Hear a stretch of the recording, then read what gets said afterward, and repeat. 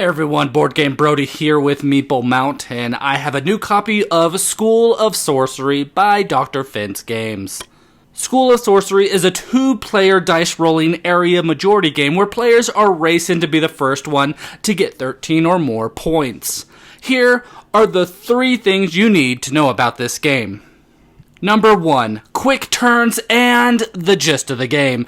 Again, this is a 2-player game with really quick turns. Turns follow 5 phases with each player performing the same phase at the same time.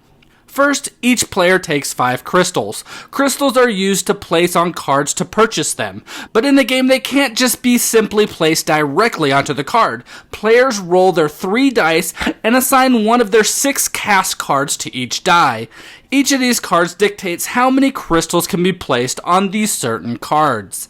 Some of these cards will dictate to place a stated number of crystals, and others will state to put a certain number of crystals on the opposite side of the matching die. If players manage to place any crystals on the portal, then they will have a decision to place those crystals on whichever card they would like. If both players have crystals on that portal, then players will decide simultaneously where to move their crystals by secretly turning a die to the desired location. After all crystals are then placed, players can then activate their powers from their sorcery cards. These powers will change the state of the game where crystals are at, and things like that. And lastly now, all locations are then evaluated starting from 6 down to 1. To win the card, a player will need to have at least the number of crystals as the cost of the card shown on the top left, but also the margin between the winning player and any other player's crystals needs to be at least the number stated on it, which is that second number under the first. If a player meets both of those requirements, then they win the card, gaining the points and the stated power. Players will continue taking turns just like this, giving players bonus actions as well as points, and once a player gets to 13 or more, then they win the game. Number 2, the sorcery cards. Players will be competing with each other to win certain of these cards, and these cards give you both points to win the game and special powers to use to eventually win the game as well. Now, depending on where you're at in the game, both of these will help you. Points will give you points, and an ability can give you a leg up in the game somewhere to win more points. So there are 3 types of sorcery cards out there. Permanent ones, one-time use ones, and immediate ones. The permanent cards are the red ones, and it will give you an ongoing ability listed on that card that can be used for the remaining of the game. Each player starts with 2 of these cards, and will help you form a strategy knowing what these things can do.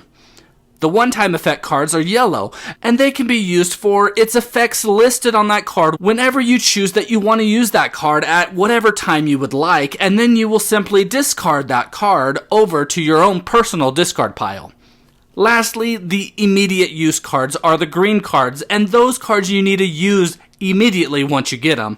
They will be formed at that one time and can't be stored to use later like the yellow ones. Each player will have their own player area where they can have their red permanent cards and unused yellow one-time effect cards out, but also every player will have an inactive discard pile for all their used cards. Number 3, winning the game.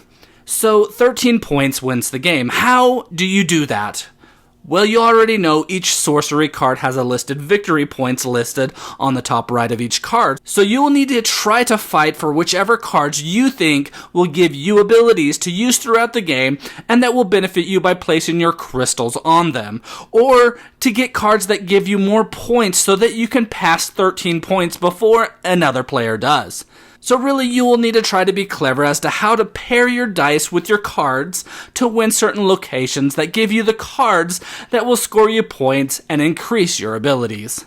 These are the 3 things you need to know about this game. It holds true to a Dr. Fence game, as the game is a filler game, turns are quick, and the strategy is straightforward. Nothing is hidden in this game. Now, this game is more of a race, the first one to get 13 points, but the way you get there is the magic in the game.